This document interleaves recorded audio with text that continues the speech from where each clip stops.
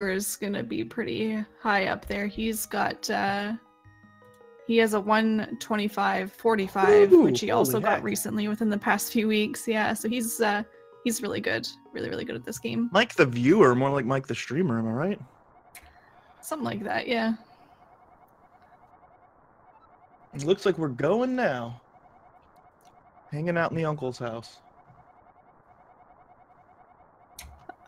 Looks like Antinomy, well, I guess when he submitted for the tournament, had a 3 hour, 11 minute, and 44-second PB, so I imagine that has come down since then. That was almost a month ago. Sure, if not, I don't know if I can be here for 3 hours, so Antinomy, you need to go faster than 3 hours. Nice. This should be a good fun old race here. Everybody's starting out here, leaving the uncle's house. A lot of pumping going on. You guys, I'm joined by two way better Link to the Past runners than I am, so I feel like it'd be wrong for me to even talk about any strategies. I'm only marginally better. I'm only here to make fun of authorblues. That's really my only job. Yeah, I would explain the technique and all the details with pumping, but Emma gets really mad at me whenever I do that. I get mad at everybody who does that because nobody wants to hear it anymore. I am an advocate for the people. Nobody wants to hear about pumping, and I am going to stand up and say no more pumping talk. You heard it here. Emma, anti-pumping, not a big fan. Escape is definitely a really, pretty annoying part of the run just because it's what you do over and over and over again as you reset in Light World. So all of these runners have done this escape a million times. Generally, they get between a 550, low 550s and 605, 610, depending on the runner. So it's a pretty consistent section of the dungeon, but there's a lot of RNG. There's a lot of little things that can cause you to lose time. Shouldn't make any big impact on the race, but it's definitely, it's still significant. So I guess we should maybe talk about the runners a little bit since we have a whole 6 minutes to kill. Sure. So do you want to start talking about authorblues, John Carlos? I have a lot of things I could say about authorblues. I don't know if we should start off with that. No, authorblues is a really great speedrunner. He runs a lot. He's run over 100 speed games, so he is a really accomplished speedrunner. He's my podcast partner as well on the Frame Savers podcast. He's a really talented speedrunner. He's been working hard on this game lately. He's got a lot of talent in this game. Sometimes he makes really dumb mistakes, so I feel like he has a low floor and a high ceiling, so he can get he could sub 130 in this race for the first time. You never know, or he could do the opposite of that. So we will see how he does, but he's really awesome. Antinomy, I believe, is a Paper Mario speedrunner. Am I not mistaken? I'm not sure about that exactly. I know that he does do Super Metroid GT Classic. Okay, so another speedrunner, I'm assuming pretty new to Link to the Past. If he submitted as a 3-hour time, probably decided to learn the game based on the tournament. So we'll see. It's fun to watch runners like that because you get to see how much improvement they've made in such a short period of time, learning the game. So that'll be a lot of fun as well. Mike the viewer, apparently a 125 runner. I did not know that. What you want to talk about him? Yeah, he's been playing the game for a while. 2013 or 2014, I want to say. Wow, did video games exist back then? Holy heck! Apparently. Wow, that's impressive. But yeah, he's a really good player, and he's one of the more creative players. Comes up with new strats, has his own unique strats in some rooms. So he's fun to watch.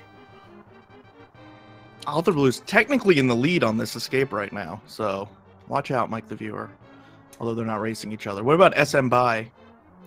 smbai, a fellow Canadian, so I hope he wins the entire race and beats every single person here. So he's gonna spend the whole race apologizing to everybody. Oh, sorry.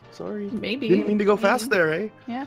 Well, you know what? It's better than just shoving his way through and making people feel bad. So yeah. So he, I guess, has been speedrunning for quite a while. He said that I guess well, I don't know if this is really as a kid, but like about 10 years ago, he tried speedrunning unofficially with any kind of time or anything, but with video, with timing it, he's been speedrunning for about 5 years. And when he started, he just played as fast as he could. This game went to the past, yeah.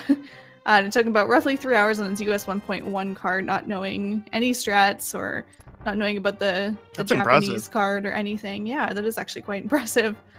And he had never even seen a speedrun before at that point. So it was just all based off of his knowledge from playing Link to the Past for so many years of his life. He said that he's tried OKO before, but failed at Cold Stare for about 4 hours. I did OKO race with authorblues a few months ago, actually. That was pretty fun. But I seems cheated. Very stressful. I cheated. Well, I didn't cheat. I accidentally glitched the game into making me invulnerable.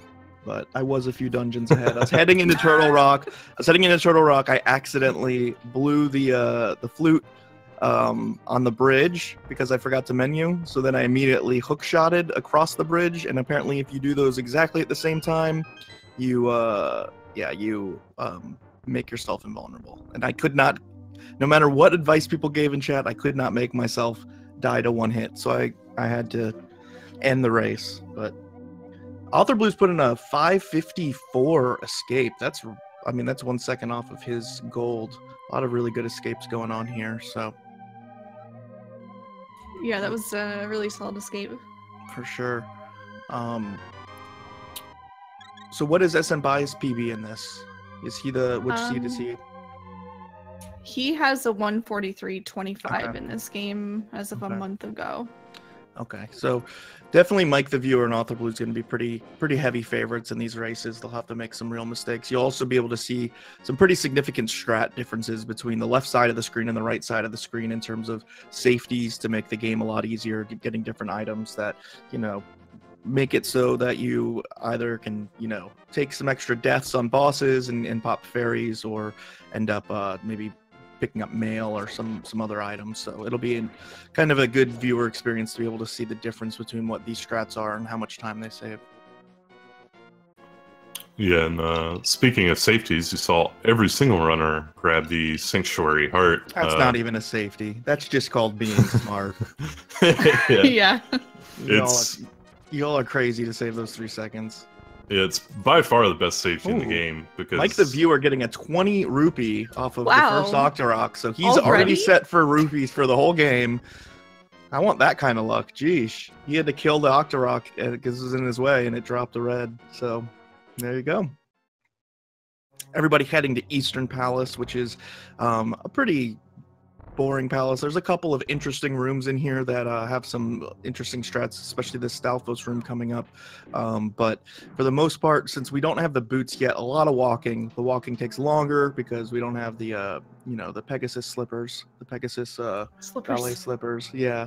So but have you ever tried to run in slippers? Oh yeah, all the time. Yeah. Heels, slippers, you name it. Okay, I've tried every shoe. Do it all, huh? Yeah, I've tried every shoe for running. Nice. Here you see Mike the Viewer in the Stalfos room. Basically, the movement is very precise in there. Picking up the pot, walking to a specific spot and throwing it to the right. Generally, 4 Stalfoses would spawn in this room. However, you don't walk past the triggers to make the other 2 spawn, so it saves a pretty significant amount of time.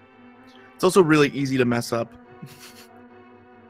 Even for good runners, maybe. Yeah, I mean, it's not a hard strat, but like, if you go like a month without playing this game and you go in that room, like, I feel like I always forget what point I'm supposed to walk to and what I'm supposed to do. But yeah, we're not all god gamers like Josh RTA and Emmett the Tron right here. So I'm trying to speak for the people who find this game difficult. Okay. SMbai interestingly skipped the safety arrows in Eastern, so I've seen other runners doing that actually end up using bomb strats on Landmo, so they're getting less arrows. At least that's what Trogdor did, although Trogdor did a lot of things. So it'll be interesting to see kind of some of the different strats here for certain runners, especially ones that are newer to the game. Sometimes there's some interesting strats. Oh no. Rough. So So that screen is called the big key skip. You're supposed to clear that whole room by killing all of the different enemies in it, and then those anti-fairies circling around the pot will disperse, and you can pick up the pot and hit the switch to get the big key. We use iframes intentionally to just skip killing all the enemies because we're pacifists, and we step on the switch that way. But smbai, not timing it correctly, taking a couple extra hits and taking his first death, unfortunately. Probably costing like a minute and a half or so, so putting him a little bit, you know, behind here, the other runners. Yeah, and the thing about taking a death in Eastern is you kind of have to do all these rooms all over again, especially since he doesn't have the big key yet, so he's gonna have to do a lot. Antinomy doing a good job of only being a couple rooms behind authorblues and Mike the Viewer, considering submitted with a 3-hour PB. I would definitely assume that that's been lowered because this is pretty good Eastern for him as well. Here you're seeing authorblues and Mike the Viewer do the top right strats on the Armos. You want to shoot enough arrows to hit one of the Armoses with 2, and then and basically not do what authorblues just did, turn one of the last Armos into a red angry Armos. Oh, and deciding not to pick up the pendant right away, authorblues did there. So, you know, why rush? Why rush? smbai getting a successful second attempt at the big key skip there. Good. Yeah, it's a tough strat. It is really easy to mess up if the timing's just a little bit off. You know, you're taking a heart of damage or half heart of damage each time you get hit there. Do you guys know? I forget. If it's the anti-fairies are the heart, right? Yeah, heart, the anti-fairies to a heart. So each time you're hitting those anti-fairies and failing, you're taking a heart of damage. Only having 4 hearts total. You know, if you've taken any damage going into that skip, you're playing things pretty tight. Antinomy having a bit of trouble with the Armos or a different strategy, lining them all up against the wall, but he's completed that fight. He's good to go.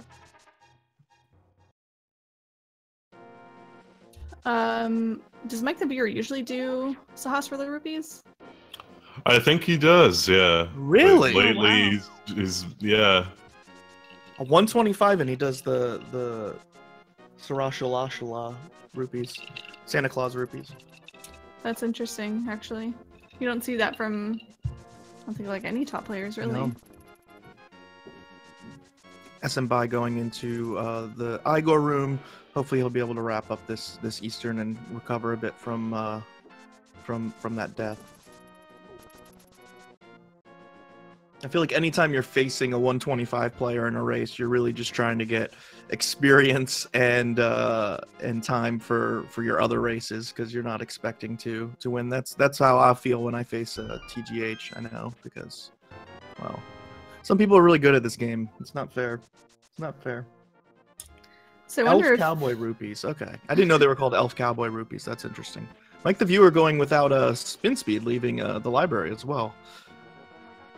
I wonder if authorblues is going to be the lone wolf here and doing tree rupees. That's really interesting if he is. Yeah, usually you don't see that, but yeah, both Mike the Viewer and Antinomy. Oh my god, I'm so bad with that. I'm sorry. It's like Anthony, but then like Tim. Yeah. But then like Tin. So it's, you know, it's pretty simple. Antinomy. Yeah. Right. Okay. Both them doing Sahas for the rupees, but we'll see what smbai does. I'm just impressed that you can pronounce that, Emma. I'm not really pronouncing it. Yeah, it's better than me. So all of these runners heading on their way to Desert Palace. Desert Palace is a lot of running. Now you got the Pegasus boots. I feel like this level is really, or dungeon's really set up to be a tutorial for using the Pegasus boots, because it, you know, you do require them to get in here to get the book in the library, and then there's a lot of long, you know, corridors to run through. I feel like the game does a really good job of naturally introducing you to using the Pegasus boots here. And we're going to have one of the most difficult bosses at the end of it, or at least one of the most random, and in Landmo, which is a very frustrating fight. Not a fan. Not a fan. I'm a fan. You're a fan? Yeah. Because you get that 2 cycle every time? Not every time, but enough times to be a fan. I'm good at getting the you know, the 10 to 45 cycle Landmo. Sometimes Landmo just dies of old age while I'm in there, and then I move on to the next dungeon. Nice. That's pretty sad. No, I usually get like a 4 cycle, but you know, feels like a long time. Interesting menu buffer there from Mike the Viewer. Just making sure that he got the good RNG, I assume, is what he's doing there. Yeah, so I've never he can seen go straight someone through. do that item buffer in the cannonball room. What's interesting is I think he still goes for Desert 2 spin speed without the buffer, which... Oh, wow. It's weird that he would go for Desert 2 spin speed, but not go for the one leaving the library. I guess it doesn't save very much time, so the one leaving the library, so it makes sense, but...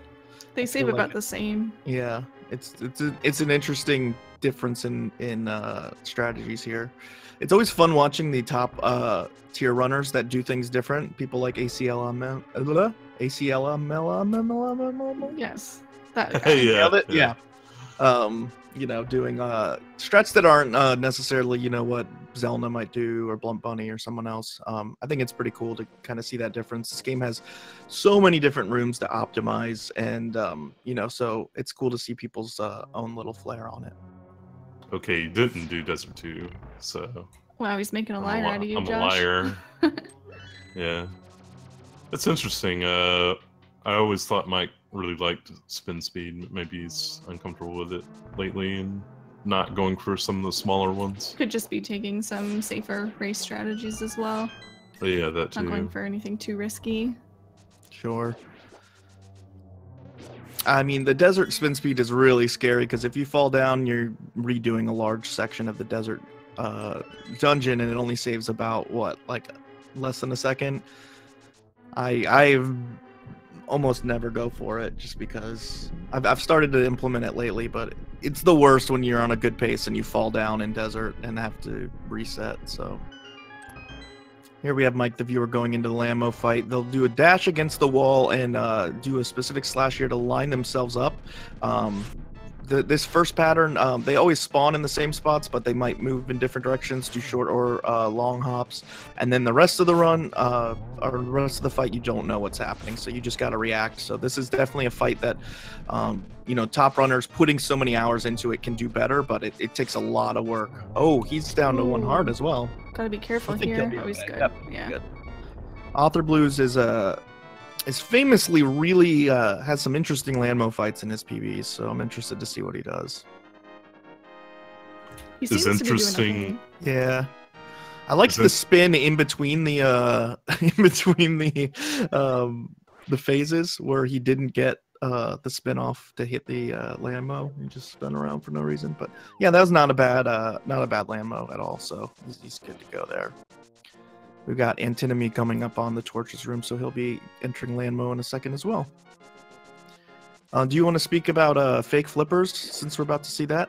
Although with Mike the Viewer doing some safeties, nope, it looks like he's going for fake flippers. ACLMLMLM. Do you want to explain what fake flippers is and why it's done? Flake flippers? Flake lippers, yeah. Josh, you're probably best at this. Okay, well, you may notice they are swimming without the flippers. Almost like they're fake. Yeah. They do this by jumping into the water a pixel from the screen transition and then scrolling the screen immediately after falling in. And on the new screen, the game doesn't run its check for whether or not Link has flippers, so it lets him swim.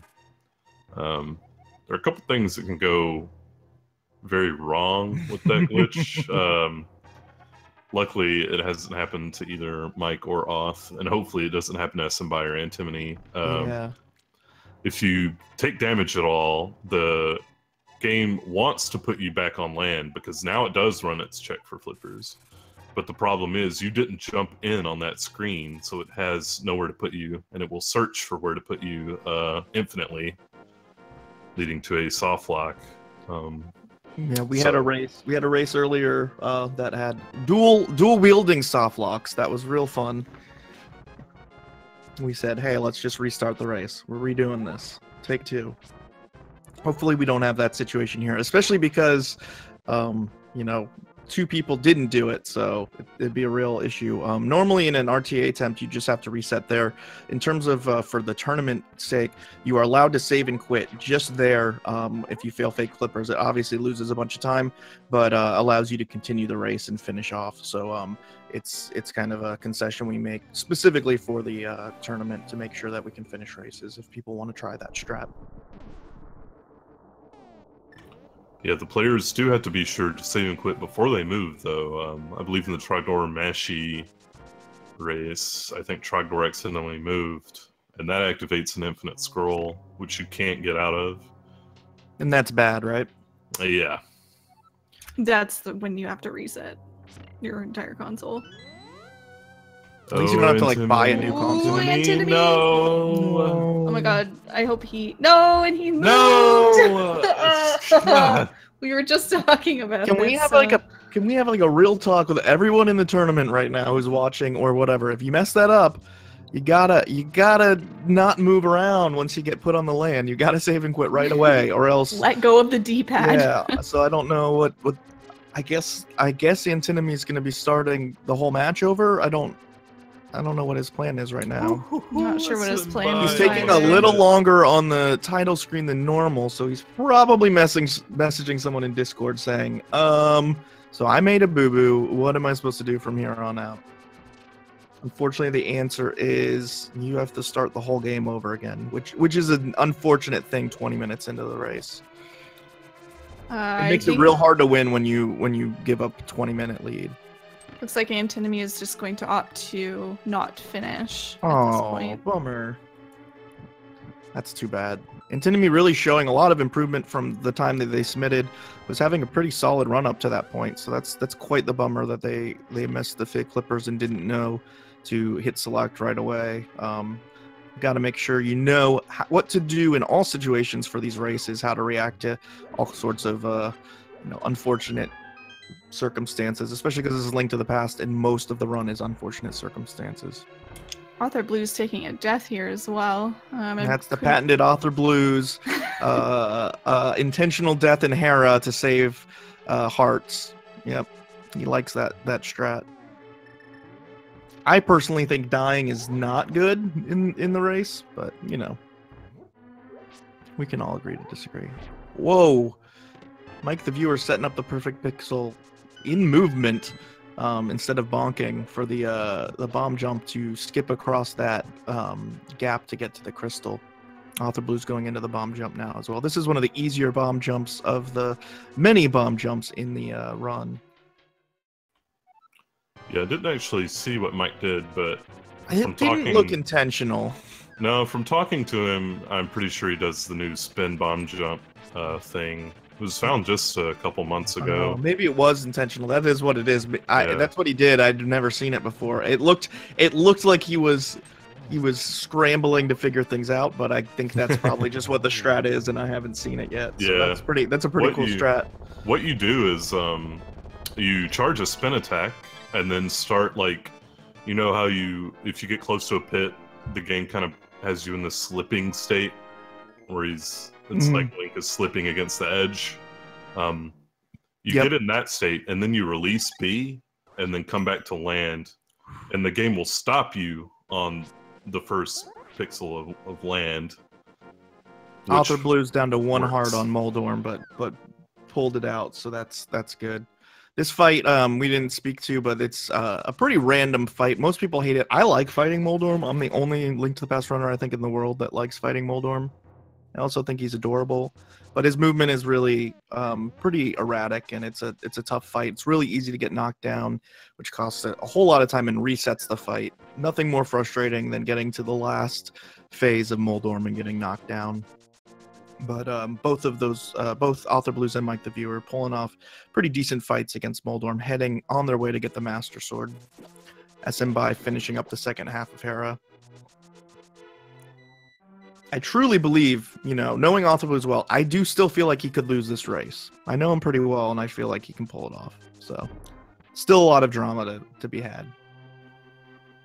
Off doing the tree rupees here.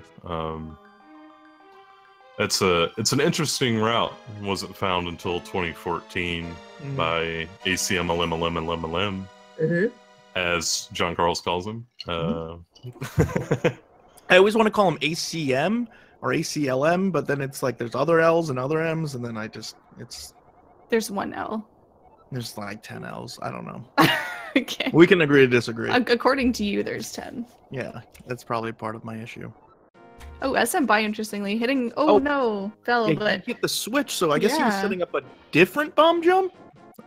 Because I wonder if going to that's do a bomb jump. Well, I wonder if that's kind of like a safety too, but I don't know how. If he falls, then he doesn't fall too far. Oh. So... I have never seen someone do that. That's really interesting. That's been one of the interesting things of watching some races in this tournament, is seeing some different strats. It looks like it's going to be scary to avoid bonk back over. To avoid getting hit by the spark. There's a lot less room for error around there. There's a very small area around that chest left over, but he pulled it off well, and it did end up working out for him. He only fell one floor the first time he messed it up instead of all the way back to the first floor. So Willard Bradley did the same. Well, if Willard Bradley did it, I think it's the right move then.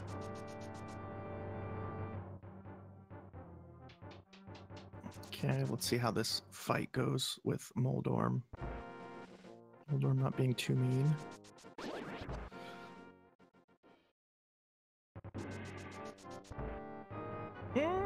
I'm pretty sure that authorblues is like a Din main, isn't he? I think so. Yeah. Oh, he's a Din guy, yeah, for sure. Me too. But he has 15 arrows, so maybe he might just shoot a bunch of arrows. I don't know. I think he's gonna Din. He said it wasn't worth it for him to learn that strategy, even though it saves a second and a half. Yeah. Or 4, whatever. I've never learned it either. 4. I think it saves like 2 seconds. I think it saves like 3 to 4 minutes. Gold Knights. Yeah. It's the biggest time save in the game, really. Oh, this is my strat right here. This is the strat of the people, Emma. Okay. You and Josh up in your ivory towers with your perfect frame, perfect tricks. You know, some of us can't do that stuff, so we ring the dinner bell. But you can if you try. That's a good point. But you don't want to try. Yeah, you make some good points.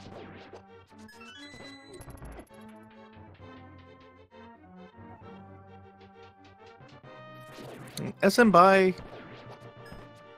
Oh, smbi's doing the tree rupees as well. I missed that he didn't get the Santa Claus rupees, so. Very nice rooms here from Mike the Viewer. Didn't he come up with that? Good luck there too. He got. Never get that luck. Never get that stupid red guard to go to the right. Even when I get that luck, I still mess it up. Oh, interesting. smbai pulling the tree early. That's actually probably another good safety strat. Then he doesn't have to worry about getting hit by the bird or a bush guard or a bush bomb or anything like that, and can still guarantee that he gets those rupees.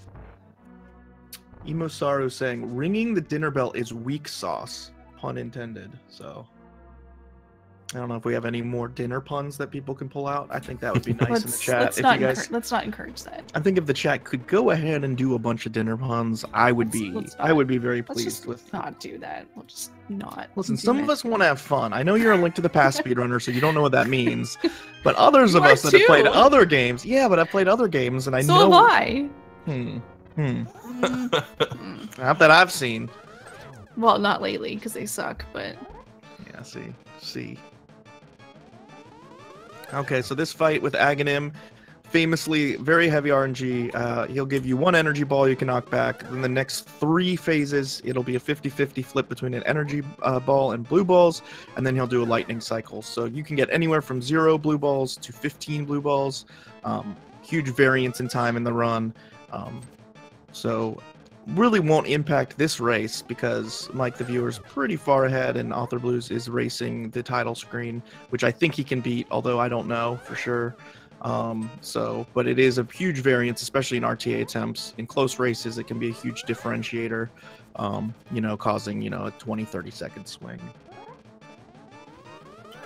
The only trick to making this fight go faster is to try to hit Aghanim towards the center of the room, statistically lowering his warp distances on average. So you'll see runners try to do that when they can. Good runners, not like me, but people who know what they're doing definitely think about things like that. And I appreciate that. Mike the Viewer finishing up. Pretty solid light world time for him. ALTTP not far behind. I haven't seen how many blue balls either of them got. A lot. Yeah, it looked like Mike got a decent number. Ooh, but smbai not ringing the dinner bell. He says no. I got it. I got arrows to spare. Chat is still making dinner puns. I know, they're the best. This is the worst. What you've done? These are my people, okay? Some of us on the internet like to have fun and enjoy ourselves. I can enjoy myself without Well, you puns. all are optimizing your different rooms and stuff. This is what we do on the internet. I'm so sorry. Yeah. Not all of us are as classy as you. Mike the Viewer getting some spin speed, leaving the pyramid, heading to Palace of Darkness. Palace of Darkness can be a pretty difficult palace. There's a couple of difficult rooms. There's a really hard bomb jump. So this can be a definite hang up for especially newer runners with the hammer jump, the turtle room, a couple of other rooms you'll see that are I think difficult. I don't know. I always get nervous when I get into Palace of Darkness personally, but it's because I'm bad. Yeah, Pod's a tough dungeon. I always liked it as a kid because it was the first Dark World dungeon and it really set the mood for being, really upping the ante. Got a greedy monkey here charging a lot of money just to unlock this door. You're trying to save his whole world, and yet he's just out there for profit, trying to get a couple of bucks, a couple of rupees to open the door for you. But that's why we had to do the tree rupees or the Santa Claus rupees in order to Isn't that how charity works? I guess so. And here you'll see Auth cancel his his dash right before he gets to the door so that the monkey can catch up. Kiki is a very slow walker. Once he's gotten his money, he's not rushing to do any work.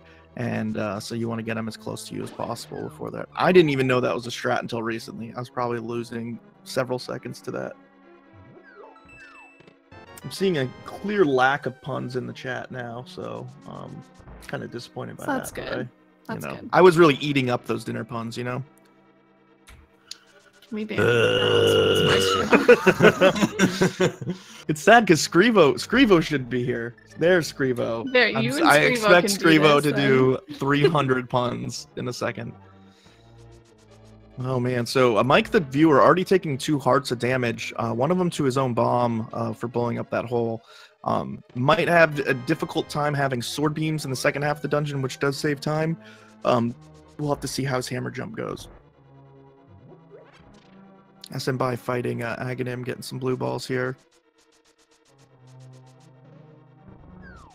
He's only had 1 blue ball so far, but still early in the fight. Good. Well, there's the second one. Yeah, it doesn't seem like Aghanim's being too friendly to any of the racers here. Okay, Mike the Viewer here doing the hammer jump. Do you want to explain this strat that literally causes me a small anxiety attack every run? He needs to plant a bomb on a specific vertical coordinate, and then needs to stand on another specific vertical coordinate to get the bomb to boost him over. Optionally, players can pull the second bomb to go ahead and blow open the wall while they're waiting for the first bomb to explode. It makes it quite a bit harder, but it's like 4 seconds faster or something. So yeah, it is really hard. I don't, and by that I mean I would know that if I tried it, but I'm never trying it because it's hammer jump is so hard for me. So I don't know if it's the little TV I play on or something. Authorblue's doing a really good job of dropping a bomb and then walking into the pit to reset. I guess he did not get his pixel in time, so here we got him setting it up again. He's usually pretty quick at this. Yeah, and he did a real good job the second time, so good to go there. Still has enough, hasn't taken enough damage to be worried about having sword beams the second half of the dungeon. And smbai finishing up Aghanim. Aghanim really not very kind to any of the runners, but you know that equals itself out at the end of the day. And Auth kind of smartly grabbing an extra bomb in that room because of the failed hammer jump. He'll probably be taking some opportunities to get some additional bombs in this run due to that, making sure that he's on pace to have them when he needs them. And here you see the benefit on Mike the Viewer's screen of getting sword beams.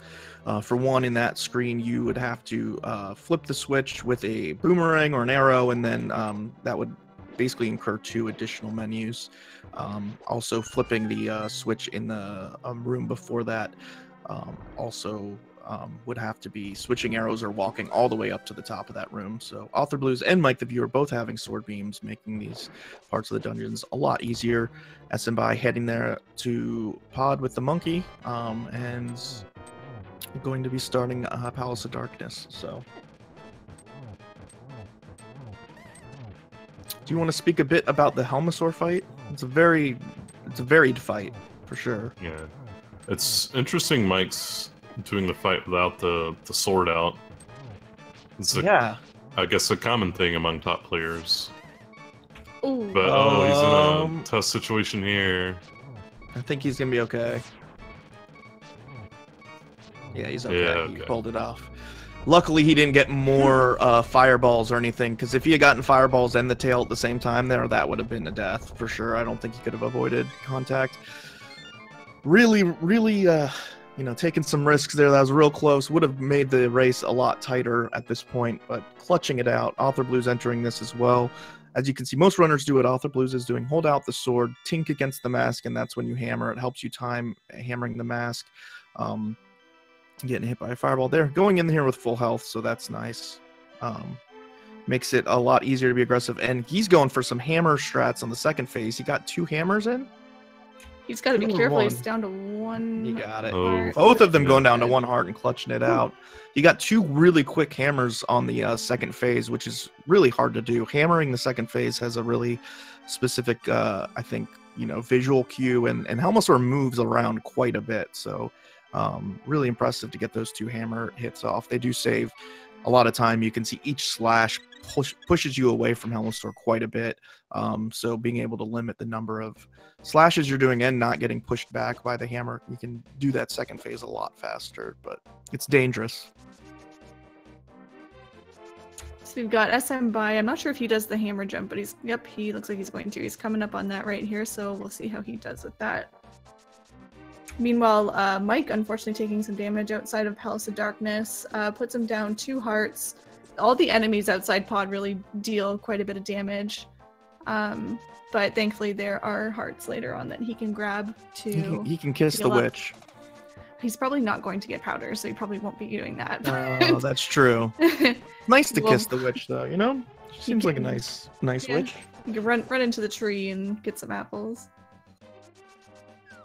That feeling when the greatest commentator of all time, Willard J. Bradley, recognizes who you are, you know? What's up, Willard J?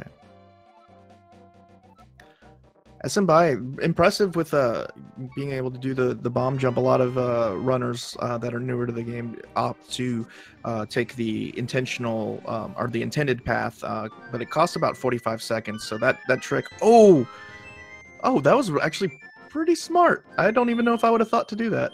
He missed the jump, or he missed the arrow to the left, and so he intentionally fell in the hole in order to basically reset himself at the beginning of the room. Can be a real bummer if you jump down there and have to mirror out. So that was really kind of quick thinking on his part. Yep, so we got Mike now heading over to unlock the bird while authorblues is getting his flute. And smbai is making his way down to the basement to fight Helmasaur. First try dig for authorblues. Really good try. Really good RNG there. That's a really difficult strat to pull off. Have you ever seen anyone get 5 digs, John? I have not, actually. That sounds I prefer amazing. the 5 dig, honestly. Yeah. digs, huh? There's one person in this call who's gotten 5 digs. It's the Well, restream. I'm assuming it wasn't me, so. It wasn't me either. Oh.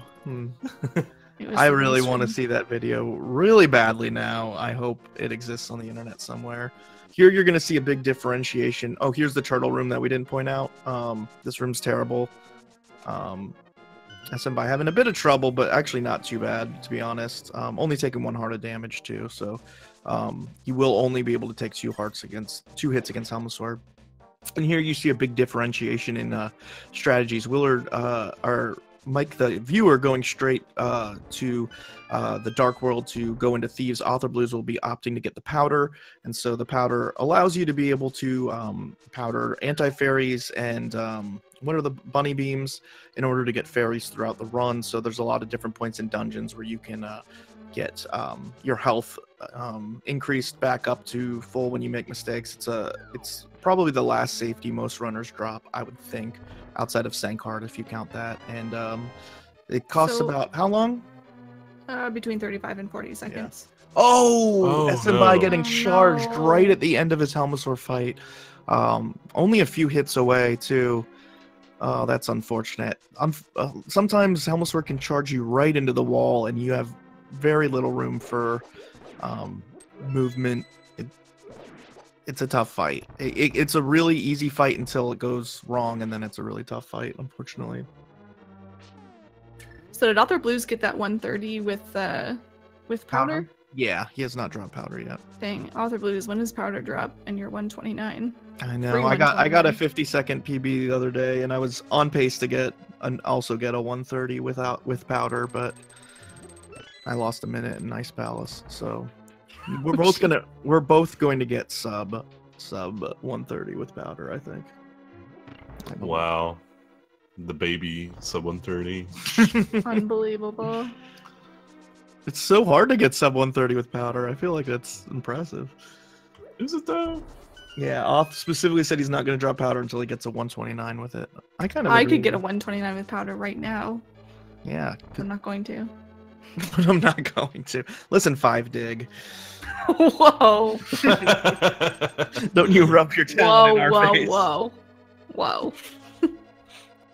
So SMBI back on his trip. The worst thing about dying to Helmasaurs, you have to redo all these rooms, including the stupid turtle room. That's already once is enough. Once is enough for this room.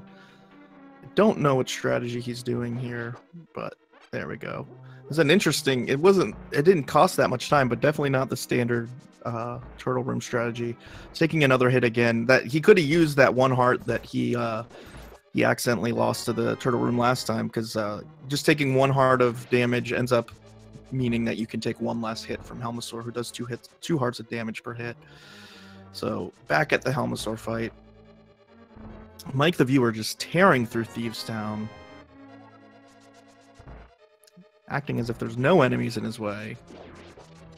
He's rescued the girl. Hopefully, she seems like a nice girl. I don't see anything wrong going with this situation. Totally normal situation. Yeah.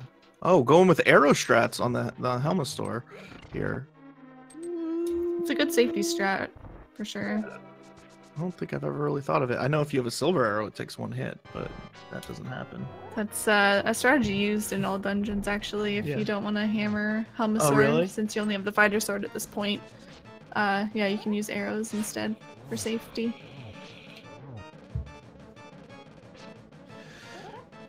Oh no, the girl ended up being an evil monster. Oh, what the heck?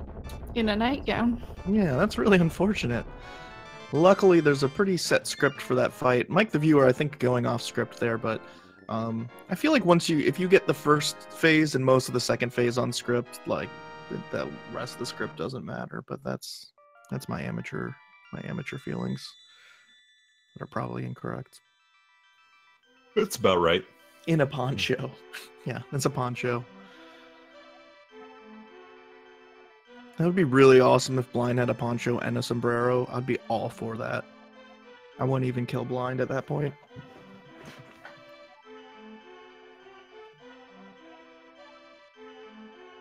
smbai finishing off pod, so heading on his way to go get the flute, to go get probably the powder, I would assume, and then head to Thieves. About a dungeon behind now at this point, but honestly, not bad considering he's racing a 125, runner. And Auth going into the blind fight. Let's see how this goes. Good solid phase 1. Ooh, smbai doing some nice dodging of that bird. I guess not really a bird, it's kind of like a dinosaur bird. What is Auth it? doing the script on blind. Didn't know he knew it. Wow, that was a really good blind fight by authorblues. A lot better than his last PB where he died to blind, which was actually suboptimal. He died to blind in his PB? Not in the 130 PB, but the one right before okay. that. He says he misses that because that was a fun time save for his splits every time. Yeah. I'm really looking forward to racing against my Ice Palace split with four attempts at Ice Palace bomb jump, including getting it once and then jumping in the hole and then having to redo it. It's always fun when you have bad splits in your PB, you know? You never want to PB by too much. Yeah, I don't know that feeling. Yeah, I'm sure you guys don't. You're like, I lost a frame on this split. Hello? I have like 20 seconds to save on several splits. The 5 dig? Is it the 5 dig? No, that was in like a 145 PB. It's a bummer. I wish it was in your current PB. That'd be great. I'll do it in my next PB. Intentionally. Just dig 5 times. Set Maybe I'll, yourself up for future success by having current failures. That's what I like to do with my speedruns. Maybe I'll see if my next race opponent will agree to a 5 dig also. authorblues and Mike the viewer going, finding the frog, bringing the frog home, turning the frog into an elf. The elf says, hey, I'll make you a cool sword. So you're like, sure, let's do it. Still charges you 10 rupees. I'm not really, I guess maybe materials. I don't know. I feel like you saved his life. He should just make you a free sword. That's my personal opinion. And then you can see that they're getting 2 chests for that have 300 rupees in them each. That's to buy flippers later, because flippers are 500 rupees in this game. Unbelievable. Inflation, right? Oh, my least favorite room in the game. I hate when you go to grab that statue and like dash away from it. Yeah. Mike the viewer still having a really great Gibdo room, taking no damage and going pretty cleanly through there. That room can be really difficult. The Gibdos do 2 hearts of damage a hit, I think. Yeah, they do. And they really like follow after you in a very set way. So if they don't get manipulated in the right direction, they basically walk right into you over and over again. A lot easier to get a like to boomerang them, but that involves extra menus and time. And Mike the viewer again doing that spin bomb jump without having to bonk. Pretty cool. Again, I've never seen that before, but it's pretty slick looking. Very swag by Mike the viewer.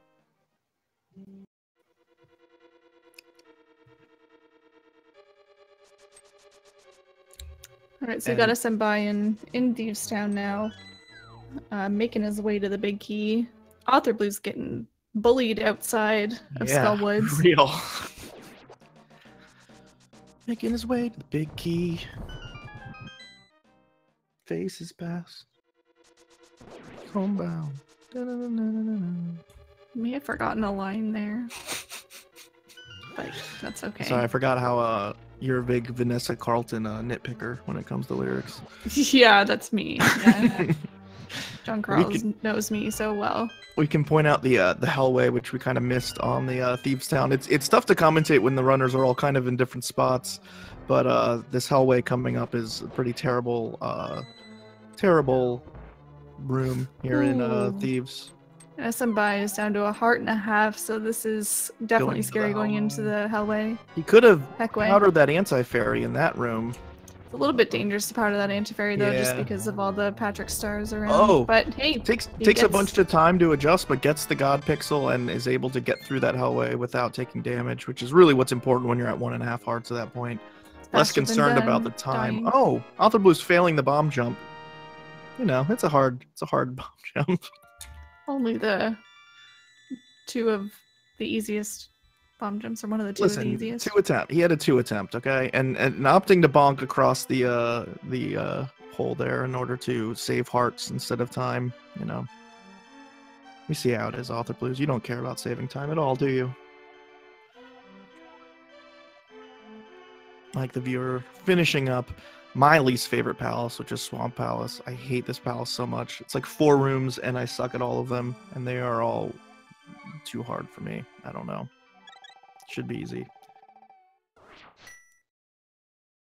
And Author Blues heading to the second half of Swamp. Do you want him to kind of speak about the Mothula fight, which I think is kind of probably confusing to viewers watching because sometimes it's very short and sometimes it feels like it takes a really long time.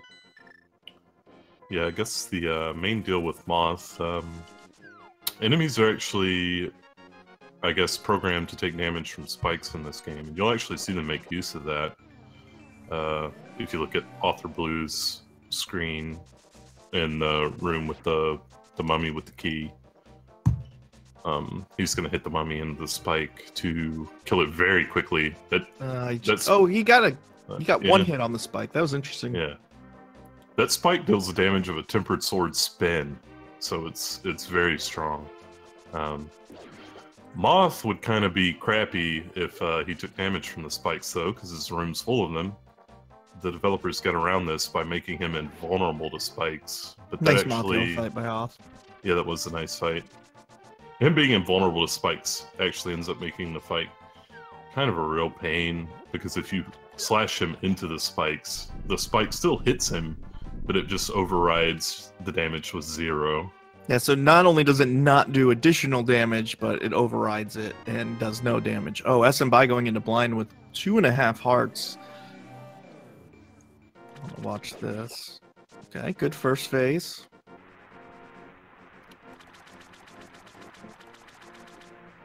Okay, 1.5 hearts. He can take one more fireball, but he cannot let one of the heads hit him. Oh no! Unfortunately, really SMI taking a death. Really close. The good thing about dying to blind is it's a pretty quick trick back to blind. You don't have to clear any additional rooms or anything. You can just head right up to the key, big key door, and then dash up. I wonder if he's going to try to fill up his hearts. Usually the blind refight's a lot easier when you have sword beams. Yeah, that's the other difficult thing here is that oh no. Hopefully he won't be getting a fairy. Blind will start at the top of the screen now. You don't get to do the same setup that you got to do the first time. Oh, he's going straight in there. He says, you know what, I got this fight. Blind ain't no thing. Got my fingers crossed. See, yeah, this is the bad thing about the refight, where you can't get behind him.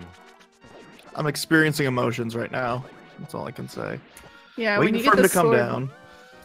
When you get the sword beams, you can stand like at the bottom of the, or lower anyway, of the room and just kind of shoot sword beams up at blind. It makes the fight a lot easier and safer. 1 heart. Oh no. The nice thing about sword beams in the blind fight is they do the same amount of damage as a normal slash. You just need to do 3 hits per. So now we got green. The color green. He has forfeit as well. Oh no. Unfortunately.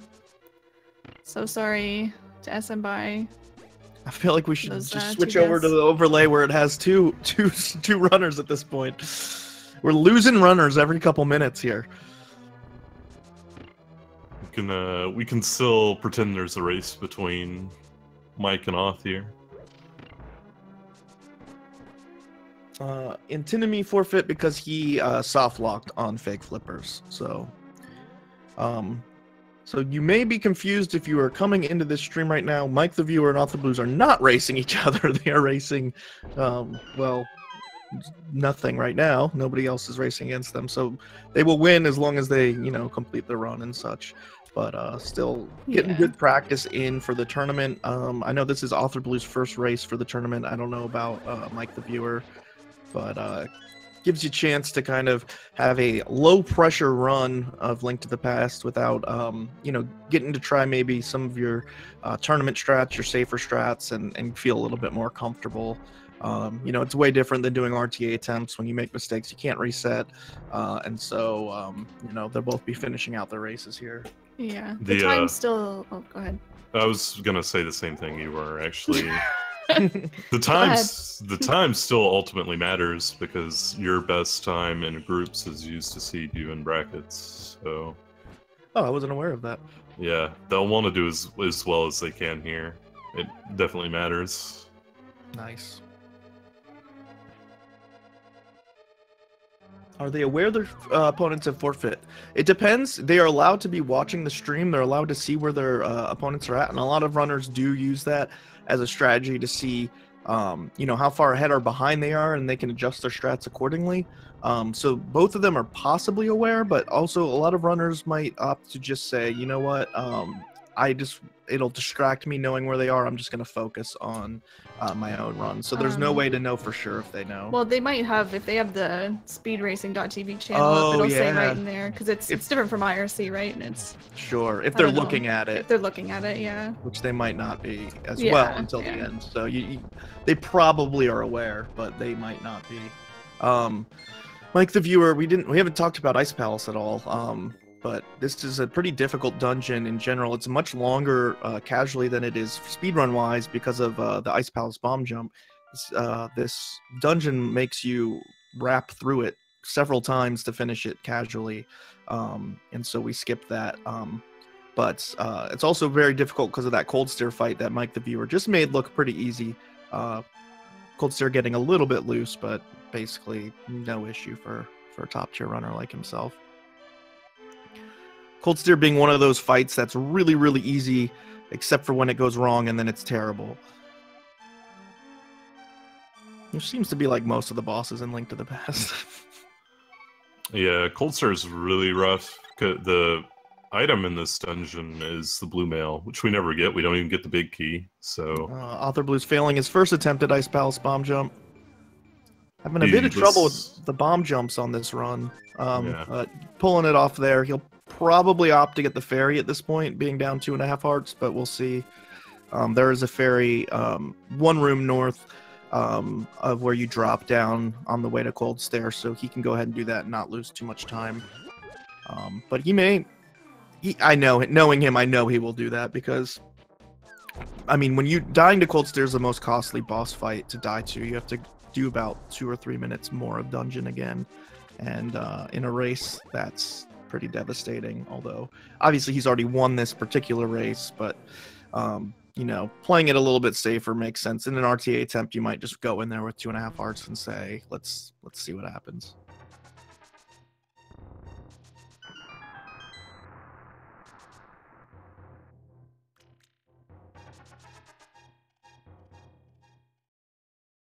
Yeah, that's the power of powder right there. A lot of these Dark World bosses have a place you can powder right before, and it makes them way more comfortable.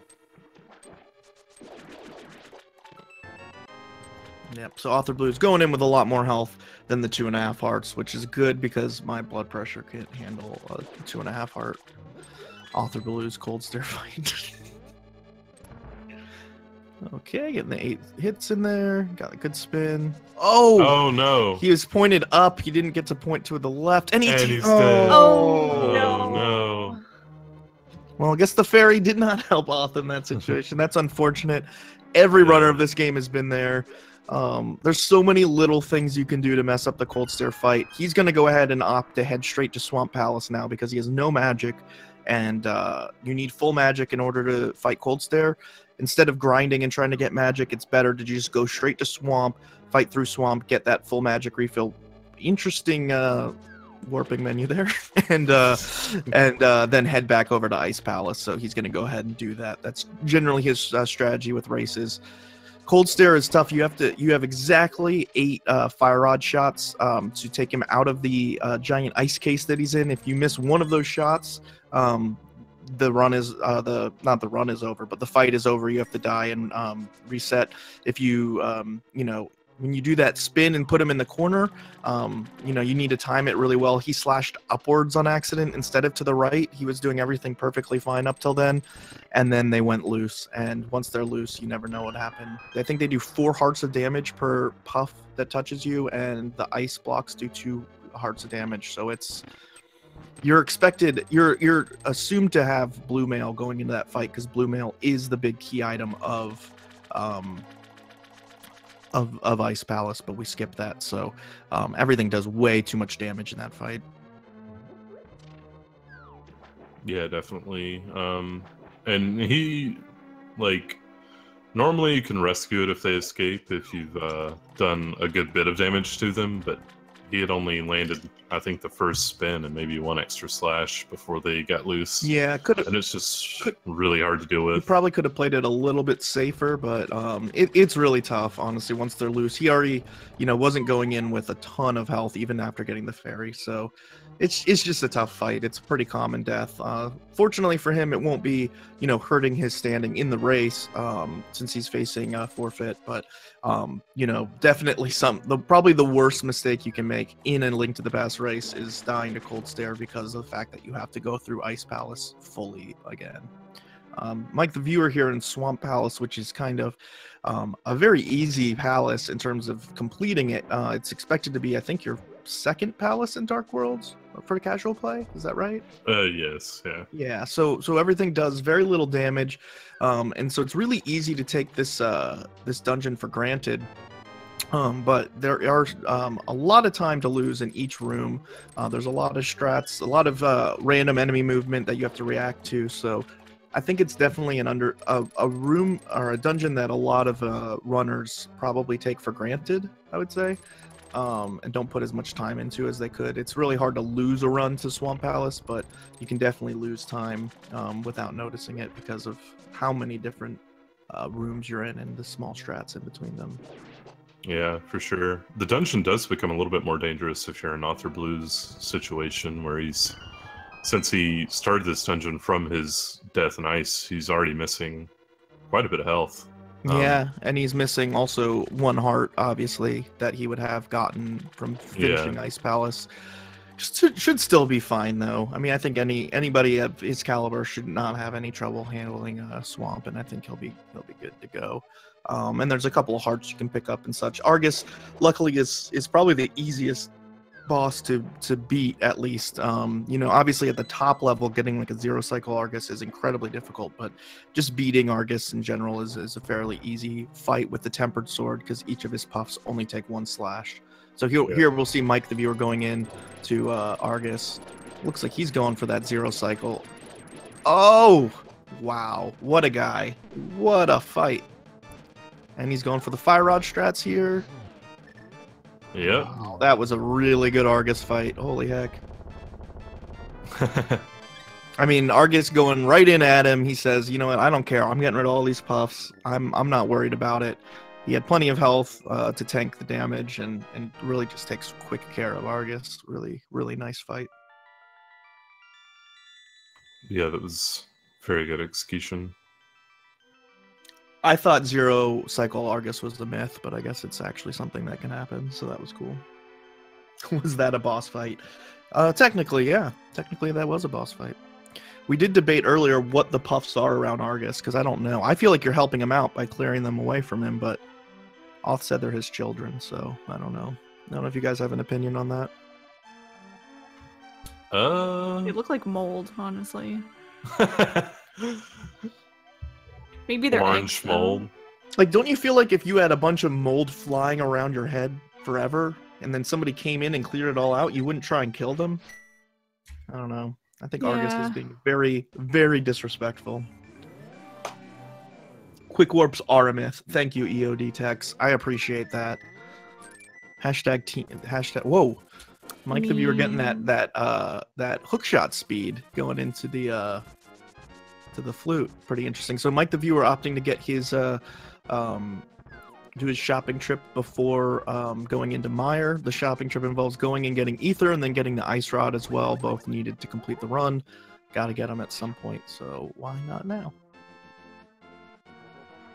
A lot of people opting to do this trip before Swamp. A lot of people, meaning me and Oth, because we're dumb. And so that you can have full sword beams for Mire 2, which is a pretty a room that is highly benefits from having sword beams. Other people choosing to do it even after Mire. So this trip can basically be done at any point. I believe that you have that you're in the Dark World, but this is the best time to do it, probably. And ALTTP finishing up Argus nice and clean. Didn't let the you know, the lower health affect him going in, you know, like as you said, right after dying to Cold Stare, not getting a health refill, having one less heart. Able to pull off Swamp really well. He'll be heading back to Ice Palace to finish what he started, and then you know, going on his way from there. You do need Ether to enter Mire, so what I just said was a lie. You are correct. That's why they pay me the big bucks. Why wouldn't you bring someone of my caliber to come commentate with Emmetatron and Josh? Because clearly I know the most about this game of the three of us. No, that was sarcasm. I don't know anything about this game.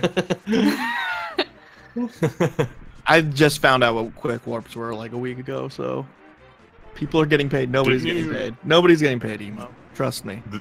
Didn't you also just discover what stare lag is as well? Oh yeah, I didn't know what that was till a week ago. That's so good. Yeah. I did a little Mr. Miyagi session with Blunt Bunny, and he taught me so many things that I probably should have known 2 years ago. But the best thing about the stare lag thing is I think Tina tried to tell you about it a few weeks ago. Oh yeah, and I shut her down hard. Yeah, you said, I'll let you give me advice when you have a sub 140. Wow. Wow. To be fair, Tina has been known to pick on me quite a bit, and she was piling it on. So I said, "Listen, Tina Hacks, you can't." But the problem is she's getting so good so quickly. Soon she won't be able to pick on me because once she has a better PB than me, she's like ethically against picking on me. So that's why I'm able to pick on Auth. He has a better PB than me. You can only punch up, not down. That's my opinion. So when you guys were like a second apart, who was ahead? When you guys had PBs a second apart? That's it was tough. Like I don't know. 134. I was one I was 1 second ahead. I used it to my advantage. Yeah, I still picked on him because I had a better PB. Okay. Yeah. It did. Yeah. We've switched back and forth several times. Until he just got this most recent PB, I was ahead of him as well. But now he is worlds ahead of me. So he's doing a real good job. Him, you know, his PBs. Since we came back into racing the game, kind of both of us took a big break until this tournament got announced. I think we both had 134s, so he's lowered his PB by about 4 minutes. You know, dropping, you know, adding a lot of additional strats, even like tree rupees, stuff like that. So really optimizing his run and doing a really great job. So what about you? I have a 130/150, so I've lowered it like 3 minutes as well. So I had just finished my first ever tempered run before this tournament was announced. So kind of getting more comfortable with that and such. Here we see Auth going back to Ice Palace. We've got Mike the Viewer in Mire doing a good job. He had a 1 cycle Mire 2, which is a really clean one too. And heading on his way, having a really good dungeon so far. Still has full health, which is pretty impressive in my opinion. He's not gonna have full health for long though, I bet you that. Ooh, I think he accidentally hit those spikes there. Well, he's definitely gonna hit the ones in here is what I meant. Yeah. You gotta damage use your way through to get that key. But he'll be able to pick up a couple extra hearts, make sure he's safe for his Vitreous fight, and we'll see how that goes as well. Obviously he can't powder anything like Auth is doing because he doesn't have powder because he's really good. Imagine I didn't know it was possible to complete this game without powder, and I still don't believe it is, so we'll see if Mike the Viewer can prove me wrong. I'm pretty sure it's a myth, just like quick warps. You know, there's a few quick warps that are pretty free, and I don't use that term lately. Yeah, I've been doing them actually. I've been doing a couple of them. I can see them, but it took me a while. It took me a while to see. It was like staring at one of those pictures that has like 3 differences and you're supposed to find the 3 differences. You know what I'm saying? But it was like a really hard one. It was like a really hard one of those. Okay. Sure. Okay, and Auth nailing the bomb jump this time, first try, really quickly. Good job by him. He'll be going into this Cold Stare fight with a lot more health than he had last time, so that's good. Should be only short 1 heart. She's really telling this guy off. That's because Emma Titron is right, and I'm objectively wrong. That's why she's telling me off. Yeah. That's the biggest reason. So the 2 forfeits, Antinomy ended up soft locking out fake flippers, and smbai ended up taking a couple of deaths to blind after, I think taking deaths to Helmasaur, and I think that was And it. Eastern. Oh, and then a death in Eastern, yeah. Yeah, that's him by saying, you know what, I've had enough of this game. It's not a good game. I understand the feeling, you know. Sometimes you just gotta say, I'm done with this game for right now. Your mental health is at risk when you play this game. So sometimes you just gotta say, you know, I'm done. Oth going back into Cold Stare again. Let's all put our hopes towards him finishing this off. Oh, doing the literal exact same mistake, so that's good. You hate to see that. This time taking a little bit more time. Please, Off, please. Oh my gosh, no. Unfortunately, the same mistake, getting everything perfectly correct, getting the puffs in the corner, and then slashing upwards instead of to the right, and giving them time to separate. Really unfortunate for Off. We'll see what his plan is now. Going to the Witch, perhaps? No. Yeah, he has enough money to get a potion from the Witch. That's probably what he's going to do. Nope, he's going to Meyer now. He's going to have a bad time going to Meyer because he cannot open the dungeon. Yeah, so he's going to decide that's not a good decision. There is a tree that you can bonk near Kakariko Village that has a full magic pot in it, but looks like he's just going to go back to ice and probably farm magic outside of the dungeon. It's kind of funny to watch his thought process there. Mirroring, I probably would have done the same thing. Okay. Oh, look at that luck. Goodness sakes. He goes ahead and gets a full magic refill the first pickle he kills. That's pretty awesome. It's fun to see his thought process that I probably would have done the same thing. Go straight to Meyer. Fine, we'll do the next dungeon. Oh, wait. I need ether. I need to do this. I need to do that. Okay, let's just go back to ice. He actually does have ether. The problem is he can't use ether because he was out of magic. Oh, yeah. Okay, so he did do his shopping trip. That's okay. Yeah. It's good that he realized that. Yeah. Before he stepped into the warp and did everything, he would have gotten a greeting from the bird. Most likely. Okay, that makes more sense. Well, good job by him realizing that early. You know, he got lucky there though, getting the full magic on the pickle. So you know, not having to. Sometimes you can spend quite a bit of time farming. Smart of him also to realize, which I did not, that there's a bomb in that pot. You know, he's a little low on bombs because of the number of times he's come through ice and had to do bomb jump. So he's probably going to grab some extra bombs in this giant Stalfos room as well. Ooh. Oh no. Arthur's definitely having a typical, once things go wrong in Link to the Past, you get a bit on tilt. Just got an 8 bomb drop though, so now he has enough bombs for a couple playthroughs.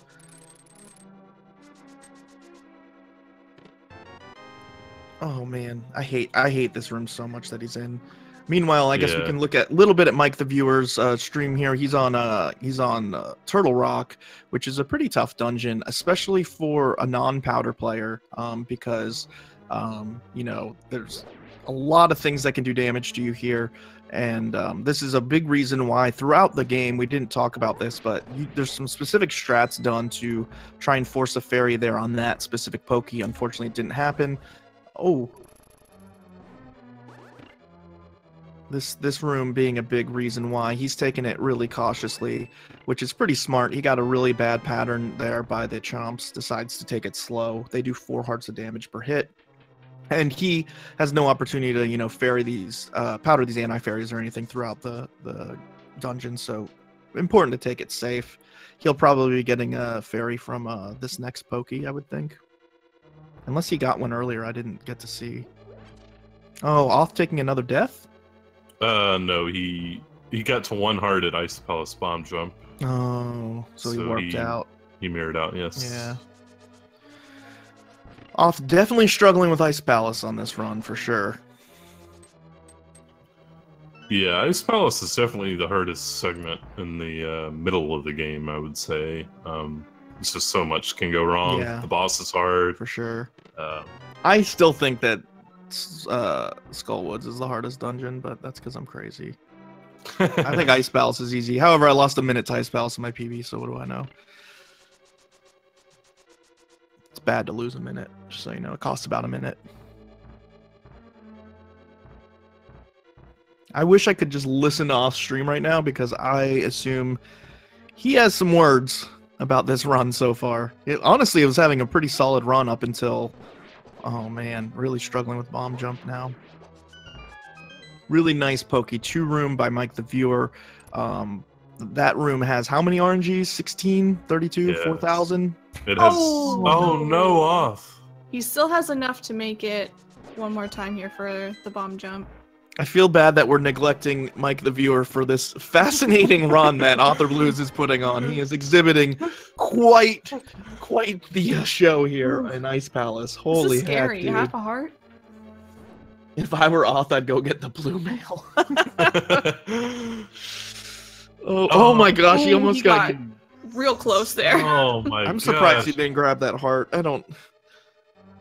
I'm gonna venture to say that if you know, you said that the PB is gonna be your best group stage PB sets your seeding. I'm gonna go out on a limb and say this is not gonna be Auth's best group stage time. What if it is now? Then I feel really bad and I don't know what to do for him. Mike the Viewer setting up a laser skip there, so you're intended in these rooms to have a mirror shield. The mirror shield lets you block those crazy lasers. However, if you set up on the right pixel when you dash, you're able to skip those lasers. It's pretty easy to do and really nice little time save. Obviously, you're not going to want to go all the way out of the way to get the mirror shield, and you know, my strat used to be with having powder, just a laser to the face, but you know, he doesn't have that option because he doesn't have powder, so really important not to take damage there. Going into the Trinex fight right now. You want to speak to this fight a bit? Yeah, he's going to do it from behind, so that saves like 1 or 1.5 seconds or something. You just get a faster 1 cycle fight. Yeah, you don't get pushed back as far as when you're in front of the heads doing that, so it saves a decent bit of time. Kind of wanting... Okay. Nice. Easy fight, Auth. Easy fight every time. Nice job by Auth finishing up. Gets it. Big respect to Auth for persevering through this run. I'm sure he's really frustrated. This game can go south very quickly, and so it's tough. So really good job by him just sticking through with this. Going to go ahead and move on to Meyer now. Mike the Viewer having a nice Trinex fight. About to move on to Ganon's Tower, which is probably the most difficult full dungeon in this game, I think. There's just so many rooms. There's so many cool optimal strats in them. It's quite the long dungeon as well. A lot of different strats, a lot of different places where you can lose a lot of health or time. So it'll be fun to watch him do this as a top runner. You can tell. I think the biggest difference you can tell between runners is if you watch their Ganon's Tower, between like a 125 runner and a 130 and a 140. Like that's the dungeon that's probably the most, I guess, significantly done better by a top runner, I think. Yeah, I definitely encourage a focus on Mike's stream for Ganon's Tower because he's probably going to show off some cool stuff going in. Yo, would Antinomy have been able to catch up if he had saved and quit through the soft lock? He would have been probably able to. Yeah, I'm trying to think. If he had restarted the game, no, because that's 20 minutes. But if he had saved and quit during the soft lock, yeah, that only would have lost him 10, 15 seconds or something, right? I mean, yeah, it's not for if he saves and quits. Yeah, you don't lose that much at all. Yeah, but there's no way he would have been able to catch up after not saving and quitting, because he basically would have had to redo all of Light World, or half of Light World, and that's... Yeah, and Auth definitely two-thirds didn't of lose Light World. 20 minutes. No, he was 20 minutes to Ice Palace, No. but it might have felt like it to him. You know, let's see how his Meyer 2 goes while we see Mike the Viewer starting off Ganon's Tower. It's always nice to see a good Meyer 2. Nice little one phase on Meyer 2. Here we'll see a pretty cool strat on Mike the viewer screen in order to skip this switch, not having to bomb it or put Cane of Samaria there, using the boomerang and then immediately menuing and hook-shotting over. There's a lot of different ways to do Ganon's Tower too. There's a ton of keys in this dungeon, and you can kind of pick and choose which rooms you want to get keys in and which you don't. I mean, obviously there's an optimal way, but considering the amount of time that you can, the variance in time isn't huge. You might prefer to get a key in one room versus another. Here we'll see an intentional bonk to cross that skip doing that teleporter, and he'll be heading to Ice Armos, which is Armos on ice. Oh, accidentally picking up the pot. He's gonna have to reset the room. Oh, maybe not. Maybe not. No, he's gonna bomb jump. Yeah. Nice. Oh, nice job, by Mike the viewer. Just having the understanding of the game to react that quickly. Trying to menu to bomb before. I'm glad he got a bomb there. Uh-oh. Oh. He's gonna reset that. Yeah, so if a standard if somebody who does powder has that happen, you can go ahead and powder the anti-fairy to get it out of the way. But if not, the glitch basically makes the anti-fairy continually drag down your magic while you're falling, and magic preservation is a very important part of Ganon's Tower. So definitely important for a tempered player to keep as much magic as they can for Landmo 2 and for some other parts of the game. He's gonna have to slash his way through this last Armos, unfortunately. Armos on ice. Much easier if you do gold sword, silver arrows. They each take one hit, but for a tempered player, basically having to do, a standard Armos strat, but on the ice physics, and it can be pretty difficult. Doing a decent job there, but just letting the last one stay red, and unfortunately not having enough arrows to finish it off. These next two rooms, Mike will be doing after this one, are two mimic rooms that I find incredibly difficult, and they have a million different strats people might do for them. Whew, well, that was a really nice mimics one. That was really good. Yeah. And that was oh my really gosh. good. Wow. Yeah. I might need a second. To catch my breath after watching those. That looks a lot different than when I do those rooms. I'll say that. Nice job in the spike room, not taking any damage. The timing on that is so precise. Like, you really cannot make any mistake in your movement. And he's going into the gauntlet with a good bit of health. He should be fine. This gauntlet is 5 straight rooms of enemies with either platforms moving or ice or all kinds of different things. And Beamos is everywhere beaming you. These levels can be quite a pain to do quickly. Especially let alone just like surviving through them if you are low on health. And he's doing a very good job at this gauntlet so far, reacting to the RNG, opting to pick up that extra bomb, which he didn't really need, but he is low on bombs, so he actually does need it. Well, he can get it in the mini helmet room. That's instead, true. Which would have been a little bit faster, but better safe than sorry. And here he'll be going into Landmo 2. See if he can one cycle this. Please don't call it 0 cycle. It makes me angry. Unfortunately, getting a short hop by one of the Landmos, so he'll, have the quickest possible 2 cycle. Probably grab this magic. Oh, does he have enough magic? Yes. He'll have to grab one of the magic pots before. But yeah. That's probably the funnest room to do when you first learn the game because it looks so cool and it's literally the easiest strat with these whiz robes. This one being a bit tougher.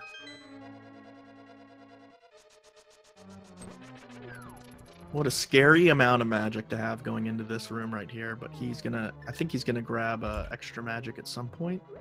Yeah, down here he'll grab the extra magic and he'll be good to go. It's familiar with the backup, which is nice. Yeah, important to know things like that for races like this. Your race is not going to go like an RTA attempt, and you don't get to reset when stuff doesn't go correctly. So being able to adjust to all different situations is super important for racers to know. And you can tell Mike the viewer knowing exactly what to do in a lot of different situations in this race where things haven't gone quite as well as he would have liked. Just being able to immediately adjust on the fly. We saw that with the pot that he picked up, being able to do that bomb jump. I never would have thought to do that. I would have reset the room. So that was, it's just really cool. Here we got the worm again. It'll be a lot easier with Tempered Sword. And then Mike the Viewer will be heading into Geometry Wizard. Are you good at the Geometry Wizard, Josh? I bet you are. I bet both of you are. I'm bad. You're bad at it. I'm terrible at it. I was an English major, so. Yeah, it's hard. Aghanim 2, we jokingly call the Geometry Wizard because he has 2 different clones that line up into different locations that shoot energy balls each time, and you need to deflect those energy balls back at him. Finding the optimal location to put Link and reflect back the balls can be very difficult. Possibly 3, but I think that's probably going to count as 2. The other frustrating thing is if you get 2 of the energy balls to hit, at the same time, often they do only count as 1 hit, which is kind of frustrating. Getting a 4 cycle, that's pretty solid.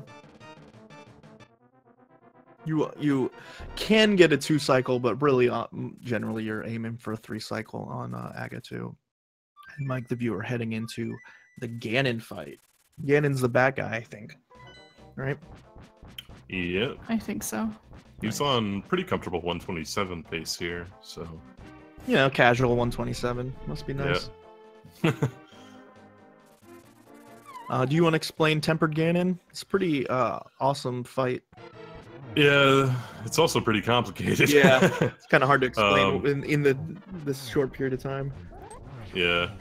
Ganon has 4 phases. In that first phase, he throws his trident, and in the second phase, he spins the trident and summons this ring of fire bats.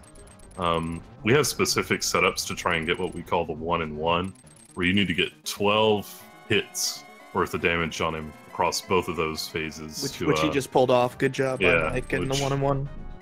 Yeah, and it's pretty hard to do. Like, it takes a lot of practice to be able to consistently do it.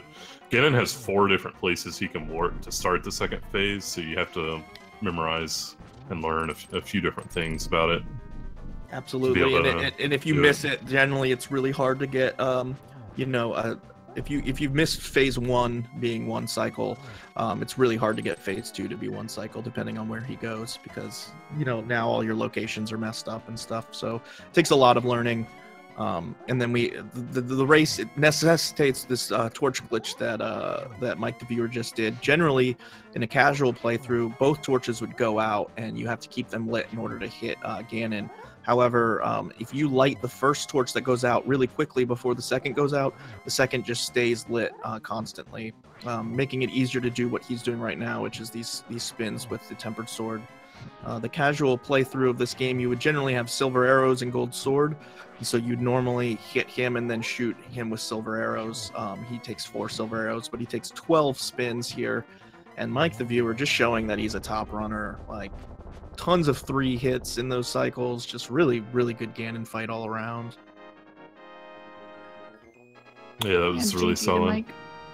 Yeah, GG getting a 127 in a race, very, very good time. Really awesome job by him. I've never actually watched him run before, so it's really cool to see him. Give GGs to him in the chat. Huge props. 127.48 for Mike the Viewer winning his race. Authorblues now heading into the second half of Turtle Rock. He is not on 127 pace. I don't think he's at 127. He gets the worst RNG in this round. Bottom left. And gets hit by the fireball right when he's about to do the spin. He actually set himself up pretty well, but he didn't have the time that he would have wanted. That RNG... deciding to grab that 10 arrow, I don't blame him. Yeah. That RNG is simultaneously the slowest in the room and also one of the most difficult. It's really hard to do without getting hit by the shooter. And that's why ACL MLM uses Fire Rod in that room. Yeah, Fire Rod's decent safety, for sure. There's definitely certain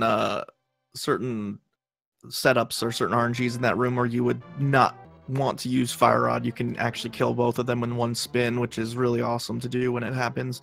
But it never happens when you're on good pace. Generally, you just get a terrible pattern and run around the room. Also, really difficult room to do sometimes as a powder player if you have powdered before that and you have sword beams, because it's really easy to hit one of those pokies accidentally with the sword beams, and then you've got pokeballs flying all over the room. It gets pretty chaotic. Yeah, Here, Authorblues going down into the laser skip we talked about. Started it, was not in the right location, decided to reset it. Smart of him. And heading out. He's got only 2 hearts short of full health, so he's looking real good going into Trinex here. Should be completely fine health-wise. He'll get 1 more heart here before the fight. So he'll only be 1 heart short. Pretty good. Good Turtle Rock for him, and we'll see. Hopefully he finishes off Trinex and has a good Ganon's Tower. He should still be able to sub 140 in this race.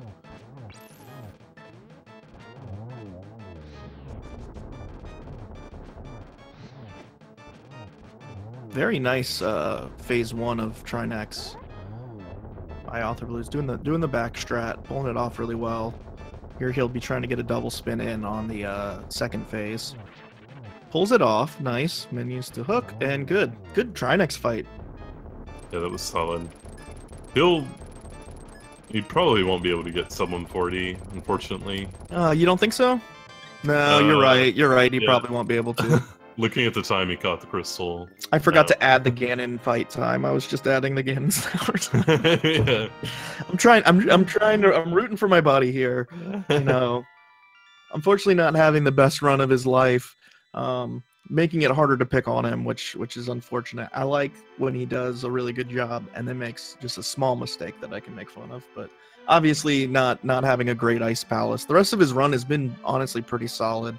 That's the frustrating thing about this speed game is, you know, you can do really great in 9 dungeons and the 10th dungeon comes up and you have issues and you know, you've got so many rooms, so many different dungeons to do that you really, you know, getting a PB is hard. It's really hard.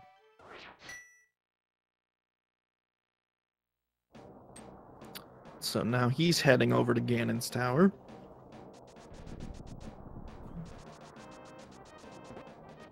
Yeah, Auth doing a really good job, as Tina Heck said in chat, of rebounding from a potential tilt. It's really hard dying to Cold Stare and continuing a fight, let alone dying to Cold Stare twice and continuing a run.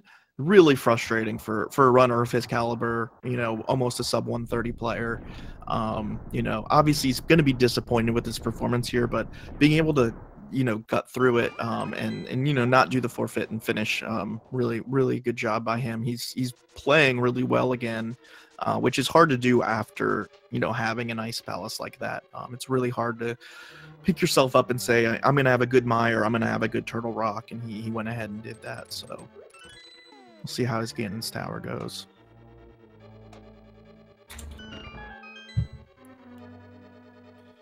These are all very tough rooms to do. This whole dungeon is just filled with rooms with a number of different strats on them, varying from, you know, the harder they are. Oh, no. Oh, man. Yeah. He was a little bit too far to the right, I think, and didn't shoot it far enough down, and so what happened there is he hook-shotted onto the pegs instead of there. I don't know. I think the game is just intending for you to use Cane of Samaria in here. Yeah, I'm pretty sure. Interesting fact there. You can actually back that up without leaving the room. Oh, what, with a bomb? Yeah. With the Cane of Samaria, actually. Oh. Yeah. Yeah, that's a good point. I never would have thought to do that.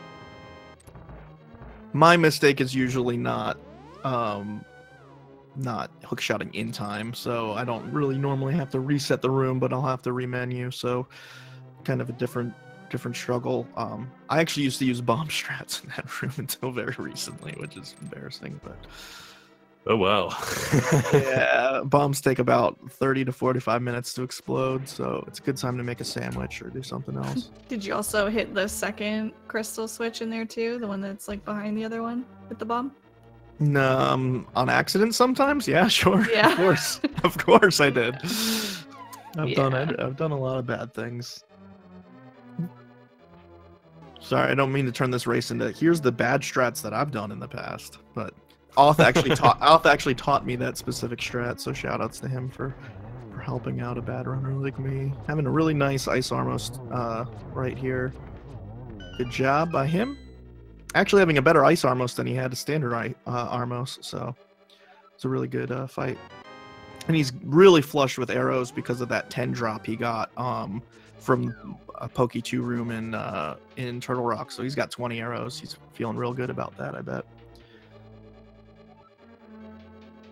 And I always love having full health here. He didn't even have to use an arrow there. You got sword beams, buddy. That's okay. I forgive him.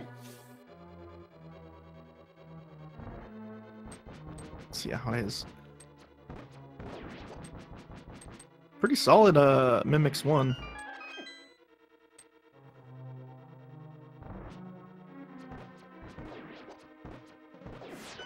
Yeah, good job on the Mimics rooms. Those two rooms are honestly really difficult, and if you don't get those shots off in time, with the Beamoses and Mimics too, stuff starts getting really difficult. Oh, well, he's not going to be able to do the not getting hit by the any of the spikes move because he accidentally bonked on the switch there, but still only taking 1 heart of damage. He has plenty of hearts to go for the gauntlet here. Only 6 short, so he has plenty to go through here. Should be good to go.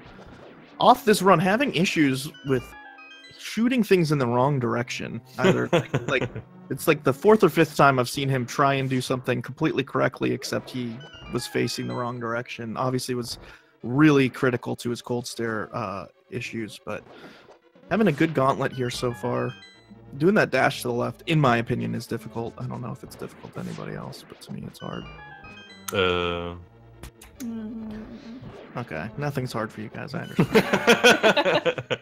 Oh, things are definitely difficult in this game, but He's gonna go ahead and opt to get the to ferry the bunny beam here, going into that'll kind of mess up the setup a bit for Landmo 2, but should still be fine. Getting a short hop there, unfortunately, making it hard to get a 1 cycle. Well, he wouldn't have been able to 1 cycle anyways, but giving him more work on the 2nd cycle, but doing a good job of cleaning it up and finishing that off. Yeah, the for whatever reason, the Landmo cycles start when you like first enter the room before. Yeah. So if you spend like extra time powdering, it'll be off a little bit. Yeah, something I'm learning is that there's really no reason to, there's not a lot of places that you can take damage between now and the end. So if you're going to powder, you might as well powder the room before Moldorm 2. It'd be pretty tough to die in any of these rooms coming up here. But, worth it. I mean, obviously he's not on PB pace and he's already won the race. So might as well just make sure that you're safe going into the end of the run here. Having a pretty solid Ganon's Tower so far. Not realizing he needs that magic, but he's good. Oh, taking a laser to the face. Why not? Again, it'll be fine for him. He's going to be able to powder the fairies at the end of this dungeon before Moldorm 2 and be set up for Aga 2 in the Ganon fight. Also had some very interesting geometry wizard fights, so I'm interested to see what kind of fight he has on this run here. Is interesting a euphemism for bad in this? It is a euphemism for bad. Okay. But that's okay. Everybody has their weaknesses in this game other than Josh and Emma, who are apparently perfect at everything in the game. So yeah, totally. Again, I'm here to represent the everyman. Those of us who have trouble running this game, there's tough strats. I'm just saying, Auth could have anything from a 2 to 12 cycle Aga 2 is all I'm saying. And that variance is what makes it exciting to watch here on Speed Gaming.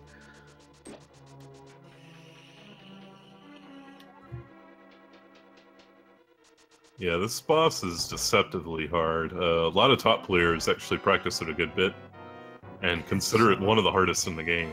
So, there's just so many different scenarios you can be presented. Yeah. And that's what's hard with it. You know, if he always went into one of 2 or 3 spots, that'd be fine. Really good first phase there. it's a bit like a second Lanmo 1 fight. Yeah, you know? it's very similar where you don't know, you know, it all depends on what goes where. It looks like he's going to get a 4 cycle, which is, I think, pretty solid. I know he will be fine with getting a 4 cycle for sure. So good job by him. Going into Ganon now. Honestly, you might look at Off's time and say, wow, he's had a really rough run, but really he had one bad dungeon that went really bad. The rest of this run has been really solid. He's done a really good job of having the mental fortitude to gut it out and get his gameplay back up to his normal standard, which is really impressive to me. Are we bringing Mike the viewer or Authorblues on for post-game interview, or? I don't think Mike normally interviews. Okay. I would we can love to certainly- interview Authorblues. Yeah, we can certainly bring Yeah. off I'd love it. to see how he feels about Ice Palace right now. Okay, unfortunately, he didn't get the double spin before Ganon warped, so unable to get the one phase 1. He's probably going to get a 2 and 2 here, unless he's able to get 12 of these in there. Let's see. Yeah, this to me is the hardest top wart to absolutely. one cycle that. It's really hard. Yeah, he was close. Yeah, he did a really good job, but just not quite getting there. Able to kind of take this second phase easy because I think he only needed to get 1 or 2 hits in. So he got the 2 and 2. Not a big deal. You know, that's pretty common. See how his spins go. Should be wrapping this up, you know, with a 141, 442.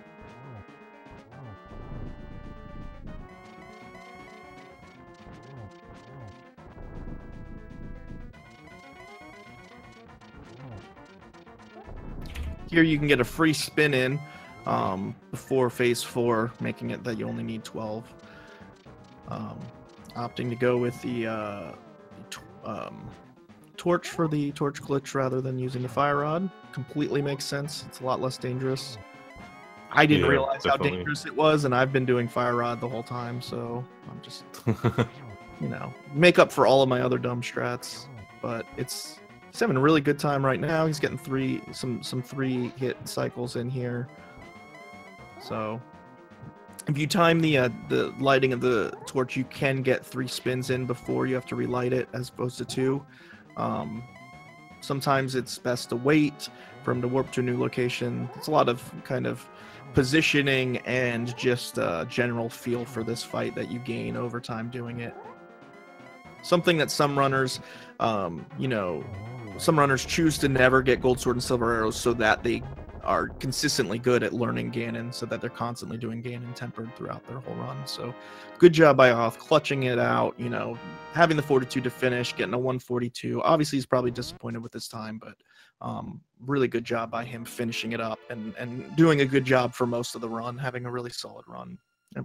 Give GG's to Oth. So unfortunately, you know, we had two forfeits here in these races, so making it a little bit less dramatic, but great job by the runners, especially Mike the viewer and Authorblues for finishing these races. Mike the viewer finishing with a 127.48 and Oth with a 142.13. And yeah, are we going to be bringing in Oth for interview? Hopefully. If he wants to. Yeah. I can slide into the boys' DMs. Yeah. Yo, what up, baby?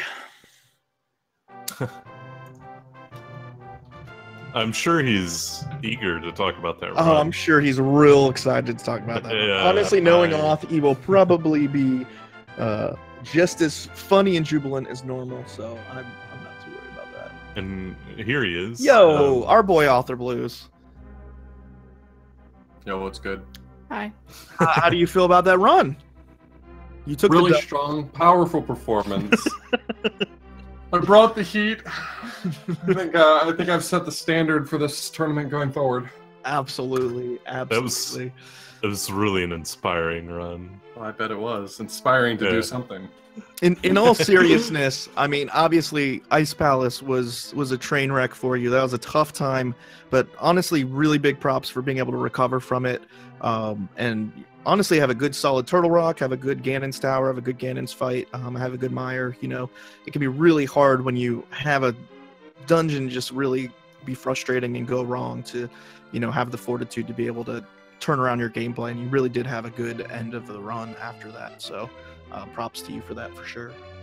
Yeah, every dungeon was roughly within 10 seconds of my gold after that. So yeah, all of your dungeons, honestly, for the whole run were pretty solid outside of Ice Palace. It's just Ice Palace really. Yeah, it turns out dying to Cold Stare is not efficient. Yeah, not twice. Definitely not twice. I mean, unfortunately, that's the margin of error for some of these things. Both times you made the same mistake of just accidentally slashing up instead of right. And at that point, I worry that I got too much in my own head. Before the race started, Yeah. I practiced exactly two things. I practiced the Cold Stare fight, and I Of course. practiced the roller room, both of which went very poorly. Of course, isn't that how it always works, right? That's what practice does to you. That's why you Yeah, never should practice. Don't ever practice anything. Let this be a lesson. Don't ever practice. If there's any anything. kids watching out here, don't practice. No, you did a great job. I know it's really frustrating putting up a time that's pretty far off of your skill abilities, but you really did a good job for most of the run. And you know, it's frustrating. Ice Palace is a hard dungeon in general. There's a lot of tough tricks. You know, bomb jump was giving you some trouble as well. But able to recover from that and really finish strong is And what's with that, man? really What's with good. all the bomb jumps? Yeah, you also messed up Swamp Bomb Jump, or Skullwood's Bomb Jump. I thought that was a nice touch to your run. You know, it's tough. It's tough. I still love you, though. Yeah. You did a good job, man. You had a good run. Honestly, the Ice Palace is the only thing that you struggled with, and the rest of Yeah, it it was was fun. really good. GG to Mike the Viewer for the 127. That was really, I know. really sick. I'll tell you, watching someone like Mike do Ganon's Tower versus watching people like me and you, it's a treat. Oh, wow. I got lumped into that. Nice. Okay, people like me and other people of my skill caliber, not you. No, you had a really nice Ganon's Tower, actually. I went and a really nice Aga 2. I was hoping for a patented AuthorBlues Aga 2, but you didn't give it to us. Yeah, only 6 phases. You did an early 4 cycle. 13. Same thing. I like a 13 cycle personally. I think that's more fun. Yeah, anyway, obviously it didn't go smoothly, but Yeah, any other thoughts about the run other than obviously Ice Palace? I'm probably going to practice a lot less in the future. You did a good job, bud. I believe in your ability to put up better times in your previous or future races. You got to shake off all the mistakes on a run that you had won. Were you aware that you had won the race already at that point? Yeah. Okay, you're aware of the forfeit. We weren't sure if people would be checking that at all. So Yeah, I saw it in the speedracing.tv room. did that help take some of the pressure off, or how did you feel about that? Did it change the way I you don't know, played maybe at the all? pressure on would have kept me from killing myself. Yeah, maybe. I don't know. Maybe that was part of it, you know. But you got the W. Yep, I got the W. You play to win the game. That's a quote, but Oh, okay. Is that like a sports quote? yeah, it's like a sports thing. You know how those sports teams are always trying to win? Gotcha. Yeah. So good GG on the win, you know, good, GG on a solid run outside Ice Palace, and I'm sure if you watch a future AltTTP race, you're going to be seeing some low 130 times. So better runs ahead for sure. But taking the W, that's all you can ask for in a tournament. That's the whole point. So that'll help you move on out of the group stage, hopefully. Yeah, it was fun. Oh, that's true. You actually have a 0-second time based on your timer, so I'm pretty sure that's world record. Yeah, I couldn't look at 142 anymore. That's fair. That's completely understandable. So, honestly, great job by the runners. Great job by Mike the Viewer with the 127 as well. Unfortunate for smbai and Antinomy ending up with the forfeits due to the soft lock and just kind of having a rough run for smbai. But, you know, all around, GG's to all of the runners. You know, we've been really enjoying this tournament, and hopefully we'll have more good races to come after this. Looking forward to it. Yeah, thanks, Auth. Appreciate it, man. Auth, always the good sport. You know, even after a frustrating run, coming in with his charming personality and laughing it off. You're going to see better runs from him in the future for sure. But coming away with the W, that's all you can ask for, right? So what do we have coming up next on Speed Gaming? Is everybody gone? I just pulled up the schedule just now. Okay. So give me a second. We got a lot of races today for Link to the Past in general on all kinds of Speed Gaming channels. You can get as much Link to the Past as you want today. If you are watching this, you said, I liked watching it, I want more. Just have Speed Gaming 1, 2, 3, and 4 all up on different monitors, and you can just watch so much Link to the Past. It's gonna be great. I am racing tonight. It's gonna be great. I'm gonna get all of the crap that I gave ALTTTP is gonna come back as karma, and I'm gonna have a terrible run. So that's gonna be fun to watch. Yeah, what is up next? Time is it now? We got 5 o'clock coming up. I guess next on this channel is Kirby Nightmare in Dreamland. Ooh, is it a tournament? I'm not sure. I'm guessing so. Yeah. That's cool. That's a fun game. We have Ori at 7, and then if you want more A Link to the Past, we have that starting up at 8 on both Speed Gaming 2 and Speed Gaming 3. Well, actually, I believe we're combining. Oh, do we have 2 races as well? I know we're combining the 9 o'clock to be a double header. There are 3 races at 8 p.m. So we've got okay. one's going to be a double and one's going to be a single. And then I guess at 10 p.m. is that when you've moved your race to for the double? No, I'll be at 8. Oh, you're at 8. Oh, so then we have 2 doubles at 8 then. Okay, so do doubles at 8. Me versus Maniacal. I believe Runner Watcher versus Ivan, which should be a really good race. I don't know what the other 2 are. We got races at 10 to 12. You also got a Metroid Fusion race at 5:30, and a bunch of Ori on different times. So a lot of cool stuff going on today on the Speed Gaming channels for sure. At 10 p.m. there's a double and a single. So just lots of races. Oh wait, no, sorry, that's wrong. Sorry, it's 10 a.m. on Tuesday. When they put 10 p.m. and 10 a.m. beside each other, I always get it mixed up because I don't look at the p.m. or the a.m. So there's just 1 double at 10 p.m. tonight, and then 2 doubles at 8 p.m. on Speed Gaming 2 and 3. So, yeah, it's fun to see this tournament getting in full swing. We've all been looking forward to it for a while. I believe everybody's supposed to finish their first race by the 4th or 5th. So you're going to see a lot of these races getting put in these next couple of days. So a lot of fun to see people's first and second races going down. Seeing how the groups start shaping out and thinking about who might progress and who might not. We're going to get a lot more drama as it goes forward. Matches to determine who gets to move on and stuff. So that'll be cool. Yeah. We should hand this over to Kirby though, since that's supposed to start in 5 minutes. Absolutely. So definitely stick around, watch some Kirby's Nightmare in Dreamland. It's a fun game, and thank you guys so much for hanging out and watching. We had a good time. Yeah. See you later, guys. Later all. Bye.